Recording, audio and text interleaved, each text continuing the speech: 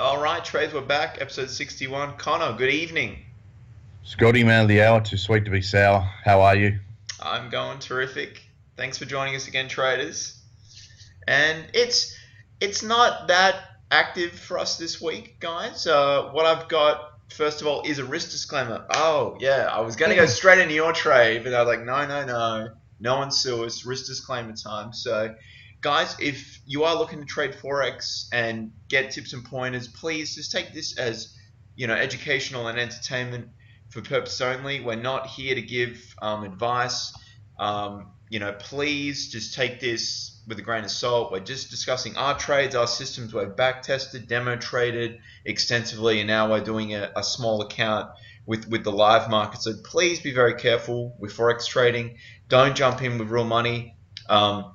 Take a step back, do some research, back test, whatever platform you use. Just make sure you have an understanding of price action, and don't risk money you can't lose as well.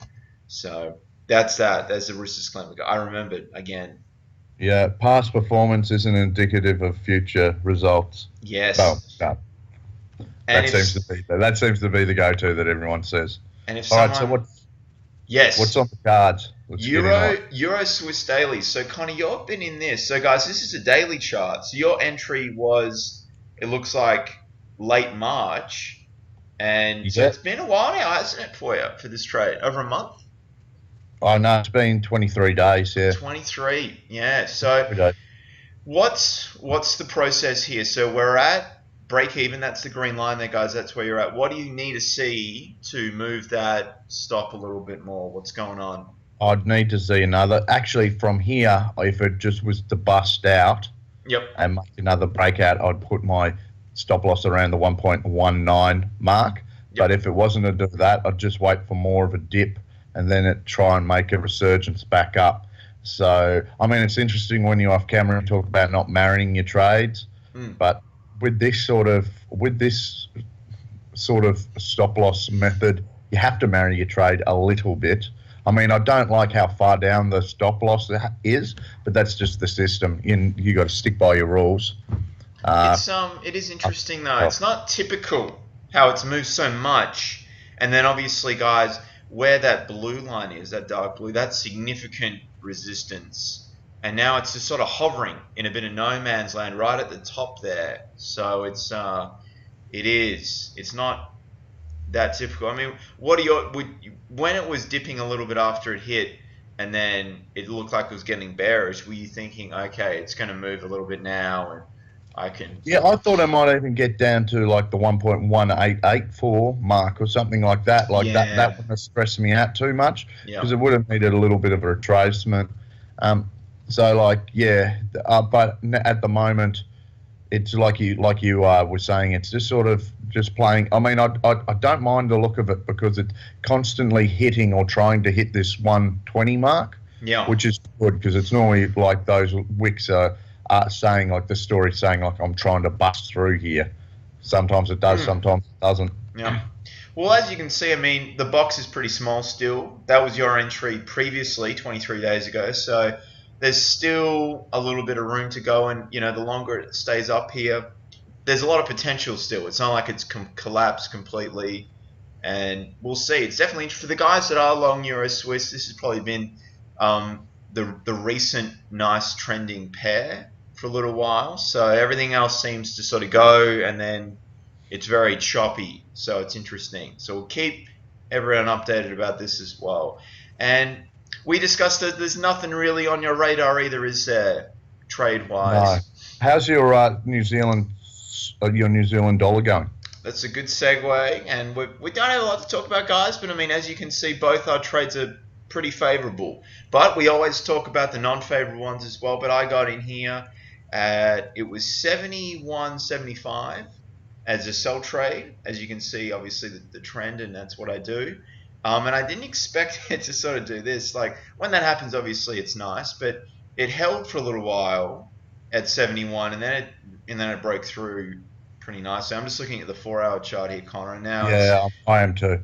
It's sort of stabilized, and we'll see. But it's interesting, the US dollar has found a little bit of strength recently. So But this is at break even now, just below break even. So, and for me to move it again, I'll probably have to see another bearish engulfing, and then I might move it down to where it's stabilized in like 71.20 or so, where it held sideways for a little while last week.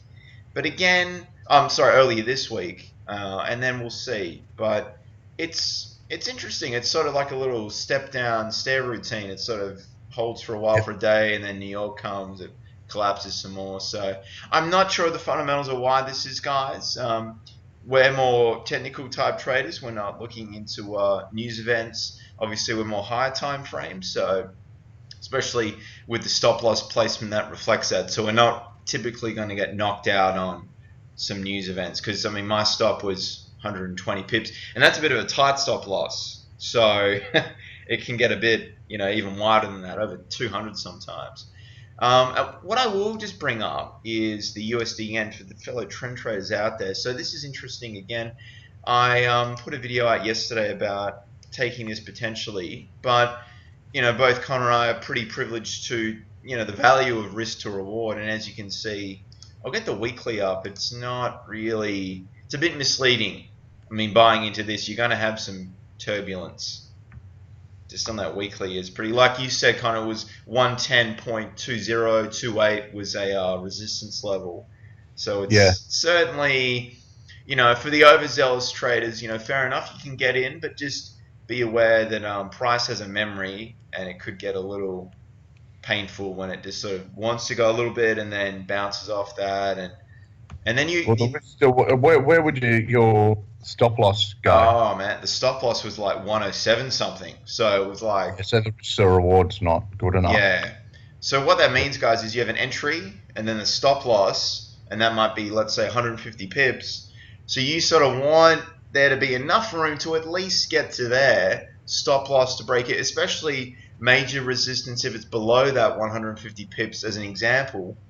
You want to be a little concerned that then you'll be tempting to take profits too early, because it might move in your favor a little bit. That's all well and good, but I was, before I got familiar with everything, I was doing a lot of that, and that was bad, because then when I had one proper losing trade, it 3 or 4 trades that I took too early were negated by the one losing trade. So, and my system, like yours, it's about 60% at the best win rate, would you say, Connor? But what, your system or? Your system. Mine's doing well at the moment, but yeah. It goes back down to how many trades you've taken, what your stats are, because at the end of the day, it's, without getting too mathematically complicated, it's going to, revert back to, the mean, reversion of the mean. Yeah. So eventually it's going to come back to whatever it is, 1.3, if you've got 1.3% return off every trade with a 51, 52% win rate, then you got to be pretty safe. That's right, guys. So you got to understand, if you do have a really high win rate, you really have to appreciate that it's going to be a lot of stress, because if you have a few losers, you're like, oh my god, what's going on? So I mean, my win rate currently is about 56 to 58%. So you're going to have a few losers, break-even trade, a winning trade. It's just a waiting game, and you have to have some patience. So, yeah, that's, at the end of the day, if you're expecting things out of the market, I find that's when things get a bit ugly, really, to be honest. And it just sort of... And I saw Bitcoin, guys, we haven't mentioned that in a little while. It's actually creeping up a little bit more, so it's interesting. I saw that, so it's crazy. I bet people just about that they're shorting it, the futures. That's when it goes up again. After they've lost money long, they're going to be like, I'm going to capture this. So I just see a lot of pain in that. Connor and I, we don't trade that, but what's your sort of take on it still? Connor, is there any sort of insights from any friends of yours that have... Oh, yeah. Well, I don't know, with a little bit of hyperbole, but it reminds me of a penny stock. It's like people can seem to be hyped up very quickly. Very volatile, and these sorts of markets that are that volatile and somewhat manipulated. I mean, you'd have to go into the research, but there is evidence that people put on these big trades and can manipulate. Yeah, I think so. Again, we're not experts or anything, guys, but yeah, let's bring the chart up. When you're talking about, I'll have the chart as the background just so we can talk. Yeah, I mean, like, it's just going to, like I was saying before, it's like, how are you supposed to survive in a marketplace like that with such high volatility and, you know, some sort of manipulation, it looks like, to a degree? I can't see there being any way of getting a consistent 50% win rate with 1.3, 1.4% return. Getting something like that on Bitcoin, I would find, would be quite hard. I mean, I find that it's impossible. Like, I'm wary of some pairs in Forex that aren't that ridiculous, like the cable. Yeah. You know what I mean? Like that, I'm always a little bit wary on the British pound pairs. I normally show a little bit more caution when trading. Yeah. And like, but that's nothing compared to some of these cryptocurrencies. Well, I can't see how you can make money long term. Like, yeah, you can get onto it like a lucky penny stock break, like a Tim Sykes kind of thing. Yeah. Sorry. Well, I saw that Twitter and Facebook banned, I think it's cryptocurrency advertising, because they were afraid of there were so many scammers that they were like, they were afraid they were going to get sued for promoting all this fraudulent activity. So they've just closed it all down. So, because at one point, I even saw Floyd Mayweather doing a Bitcoin thing on Facebook. Like, you know, I'm like, oh my God, this is like screams of, that was when it was approaching like 19,000 late last year. I've got the 1 hour chart up here. It's talking volatility. It is, wow. Sorry to butt in, but Tim Sykes is he? Am I misrepresenting? Is he behind it? I've seen him with a couple of things to do with Bitcoin now. He did a thing on one of the cryptocurrencies. I think it was altcoin or something. I'm not too sure. And he had his friend on, this Tika guy. And then I actually watched the webinar. And it was interesting. He didn't really explain in detail trade ideas, but then he just said, just buy altcoin or whatever. And then he said, sign up to my newsletter. I'm like, oh, okay. Yeah. It was like a boiler room type experience. I'm like, okay, all right, thank you. See, it kind of reminds. I don't think there's any, like, that's totally what Tim Sykes would get into though, because he's into all that, like shorting penny stocks, doing these sorts of things, like all that crazy stuff that in the long term doesn't seem to work. No, it's very, because, you know, he's got his book out, which is free. And how he explained how he grew his account from 12,000 was he would risk his whole position. So when he's like, now he's promoting, okay, you can get rich if you work hard. But if you have like a small account, you can't really get $1 million in 2 years unless you risk a lot of your account in one position. And it's not like Forex, where most of the time, very few freak events happen where it will move a lot. But in penny stocks, it's just like, it will move 100% in a day, in an hour, in like 10 minutes even.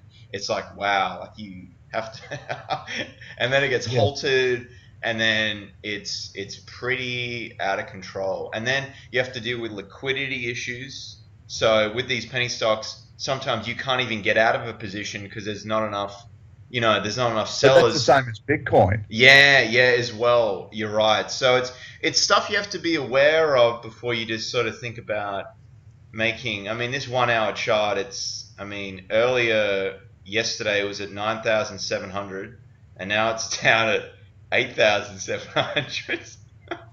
So, like, as a my God. But as a technical analyzer, how are you supposed to find these patterns that turn up regularly, and really sort of, you know, put your method behind these things when there's just such volatility going on all the time? Like, I can't see as someone with a real method, like a Forex test, like a trader, being able to cross over and do it. There was that company Star Beta where they wanted your credit card details. There's an information session on the 30th this month, and I can't make it to Sydney, but I'm gonna dial into the conference thing, and I'm interested to see. And they were pitching for potential. I'm like, I sort of think it's a boiler room, but I'll see. You know, I'm not trying to slander anyone, but it's interesting because my friend who quit work as a mechatronical engineer, he said the algos didn't work, and he's a mechatronical engineer. He does like coding for robots, so he's like, it just doesn't really. It's just too crazy. So it is interesting. Because they were talking algos, which is something, you know, to someone who doesn't understand, algorithmic stuff is where you'll put your trade ideas and the computer will just trade for you when something happens that you've said buy or sell. And I don't know how you would be able to just sit back and let it do that when there's not enough data really to run for the sample size. Because I mean, I've got the weekly chart up here, and for a long time it just did, like a penny stock, it did absolutely nothing. And then all the promotion came in 2016 or so, and then 2017 was just crazy. But then, it's just sort of, there's not enough data to sort of give a good model. To trade it technically, it seems like it would be very hard. You know, I'd like to see, because people are putting these Forex patterns and these other patterns like the stock market, into this sort of thing, and it's so new. I don't know whether it'd be worth gambling on it, you know, because it seems to move a lot differently to the Forex market, as you can see. Yeah, it moves very just quick. Like I've got the 5-minute chart up now, and it's a little bit range bound, but it's like flipping a coin, really, to be honest. So. I don't know. Like I was saying before, these people need to realise that it's going to go back. It's always going to go back to the reversion of the mean of what you out of 1,000 trades. What is your average winner, and what is your win rate, and that is how you got to make money, because it's good. You can you might be lucky, like a lot of people were. Like it was like the .com bubble going on again. But, it was. Sooner or later, 10 years down the track, if you don't have a system, I can't see. It's just going to be tears for everyone. Yeah, like I can see the low of the day was 8,600, so I could see someone going with the thesis, I'll just trade the bounce off that. But now it's very sideways. It's almost like a casino experience where you're just punting, on the up move, but it's just there's not enough there to look, I don't know. I mean, if you've got a strong risk appetite, and you have a lot of disposable income, but even then, like, people like that should be a bit smarter than just sort of coming in. And it's interesting, but we'll continue monitoring this. Maybe not every week, but it's been a while since we've discussed that. So it's we've blown the clock out a bit as well. Yeah. That'll be. Oh goodness. Anyway, guys, sorry about that, but that is the update. Connor's Euro Swiss trade, my Kiwi trade, and Bitcoin, and a bit of a rant. And hopefully, you just sort of don't lose money trading it carelessly. Anyway, all right, guys. Thanks for watching, Connor. Thanks for joining us. Thanks, Scotty. Next time, guys, trade safe. Bye for now.